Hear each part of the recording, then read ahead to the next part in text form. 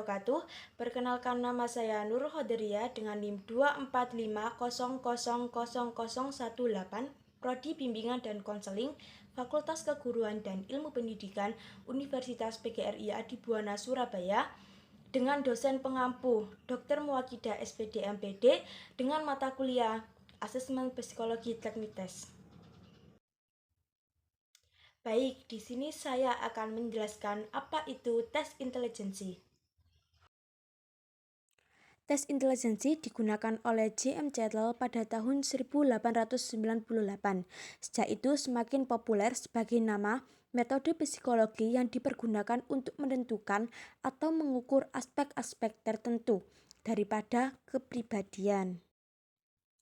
Sedangkan menurut Alfred Binet, tes intelijensi yaitu mengarahkan pikiran atau tindakan, mengubah arahnya bila diperlukan, kemampuan untuk mengkritik diri sendiri, dan ada juga tes intelijensi yaitu penilaian kecerdasan umum dan penilaian untuk kemampuan berpikir logis. Kesimpulannya, tes intelijensi adalah tes yang dirancang untuk mengukur kemampuan dasar seseorang, terutama untuk tujuan pendidikan dan penyelesaian interferensi belajar. Tes ini juga menekankan bahwa kecerdasan bukanlah sesuatu yang tetap, melainkan dapat berkembang melalui bimbingan yang tepat. Macam-macam tes intelijensi. Yang pertama, ada tes individual, yaitu tes yang diberikan secara tatap muka dan satu penguji psikolog. Jadi penguji itu memberikan soal secara langsung dan mengamati peserta, yang tujuannya untuk mengukur IQ secara menyeluruh. Contoh tesnya seperti WPPSI, WISC, dan WAIS. Yang kedua yaitu tes kelompok. Tes yang diberikan secara bersamaan yang bertujuan untuk anak seperti masuk sekolah, rekrutmen kerja, dan contoh tesnya yaitu Army Alpha dan Beta Test. Dan juga tes intelijensi kolektif.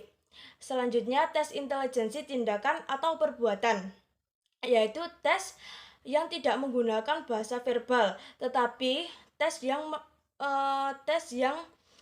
melakukan tindakan tertentu seperti menyusun atau mencocokkan, yang tujuannya yaitu untuk anak yang kesulitan berbahasa atau hambatan berbicara seperti tunarungu. Contohnya yaitu Mantes.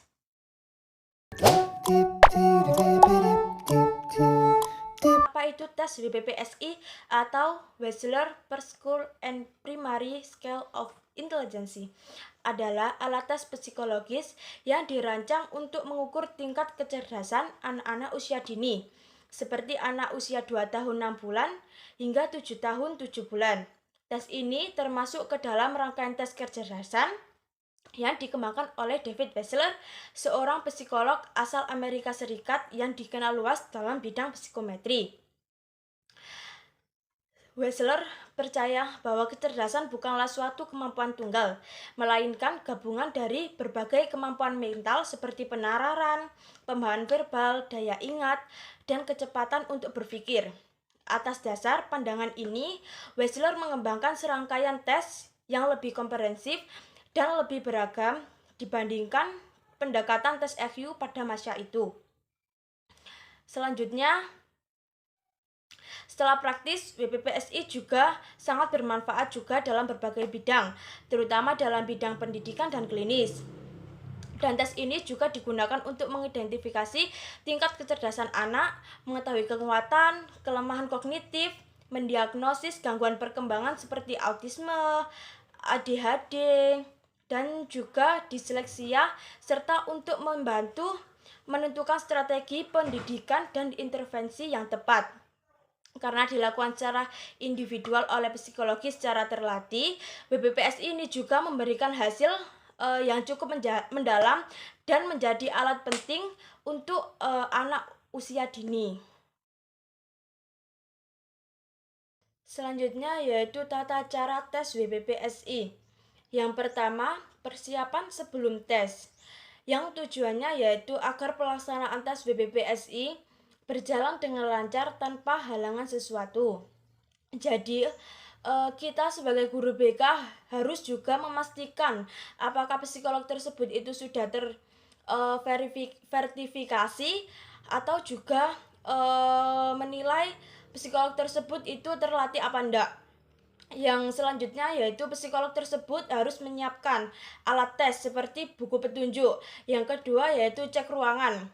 Ruangan tersebut harus tenang dan tidak bising agar anak tersebut itu menjalani tes itu dengan tenang dan tidak terganggu dan bisa mengerjakan secara maksimal tes tersebut. Dan juga ruangan tersebut harus pencahayaannya itu harus terang. Yang ketiga, psikolog harus tes kondisi anak juga, seperti sudah cukup tidur apa belum. Karena tes tersebut itu harus dijalani dengan baik dan dengan tenang. Yang kedua, membangun raport. Jadi tujuannya yaitu agar anak tersebut merasa nyaman dan menyenangkan dan juga tidak takut. Psikolog seperti mengajak berbicara ringan dan juga melakukan hal-hal yang menyenangkan. Yang ketiga, pemberian tes WPPSI. Tujuannya yaitu untuk mengukur kemampuan kognitif atau intelijensi anak melalui subtes WPPSI. Yang pertama yaitu memberikan instruksi satu persatu subtes sebelum dimulai pada anak-anak. Yang kedua, bagaimana cara mengerjakan soal itu. Jadi, psikolog menjelaskan bahwa tidak ada jawaban yang salah dan juga tidak ada jawaban yang benar. Yang ketiga yaitu psikolog harus menggunakan bahasa yang mudah dimengerti oleh anak agar anak tersebut itu menjadi lebih paham dalam mengerjakan tes tersebut. Yang keempat, observasi selama tes. Nah, ini itu psikolog itu mencatat perilaku dan reaksi anak yang bisa juga mempengaruhi hasil. Apakah anak tersebut cemas, mudah lelah, ataupun yang lainnya. Yang kelima, scoring. Menghitung skor mentah menjadi skor klasi dan IQ. Keenam, interpretasi dan penyusunan, yaitu menyusun hasil tes dan merumuskan kesimpulan psikologis anak dengan cara membandingkan skor antara indeks untuk melihat kekuatan dan kelemahan kognitif anak tersebut. Selanjutnya, gabungkan dengan observasi informasi dari orang tua ataupun guru. Dan juga selanjutnya membuat laporan yang berisi tujuan, alat yang digunakan, hasil skor, dan rekomendasi untuk pengasuhan dan pendidikan anak ke jenjang selanjutnya. Yang terakhir, feedback kepada orang tua ataupun guru yang bertujuannya untuk menjelaskan hasil tes yang mudah untuk dipahami dan juga bermanfaat untuk perkembangan anak tersebut. Kesulitan tes yang pertama yaitu membutuhkan ahli untuk menguji. Jadi yang menguji itu bukanlah guru bimbingan konseling ataupun guru mata pelajaran. Jadi yang menguji itu adalah ahli yang bisa melakukan tes tersebut seperti psikolog ataupun yang lainnya. Jadi psikolog tersebut itu harus ahli dan pernah melakukan tes tersebut. Yang kedua, kurang akurat jika peserta gugup. Jadi peserta tersebut itu harus dalam keadaan yang baik, tidak berada ataupun tidak sedang mengalami masalah. Yang ketiga yaitu membutuhkan biaya yang besar. Jadi ketika melakukan tes WPPSI atau tes yang lainnya itu sangat membutuhkan biaya yang mahal dan juga membutuhkan pelatihan khusus. Terima kasih sudah menonton video saya. Semoga penjelasannya sangat bermanfaat. Terima kasih. Assalamualaikum warahmatullahi wabarakatuh.